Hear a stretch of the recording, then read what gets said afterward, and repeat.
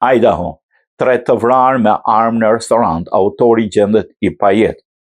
Një sulm me armë zjarri ka ndodhur në qytetin Twin Falls në shtetin amerikan të Idahos dje, ku një person hapi zjarr brenda dhe jashtë një restoranti in-out, duke lënë 3 të vdekur dhe disa të plagosur. Sipas autoriteteve, ngjarja ndodhi të shtunën, duke shkaktuar panik mes klientëve dhe kalimtarëve. Zëdhënësi i qytetit Josh Palmer konfirmoi se 3 persona humbën jetën, ndërsa të paktën 2 të tjerë mbetën të plagosur. Autoritetet paremëruan se bilanci i të lënduarve mund të ndryshojë ndërsa hetimet vijojnë.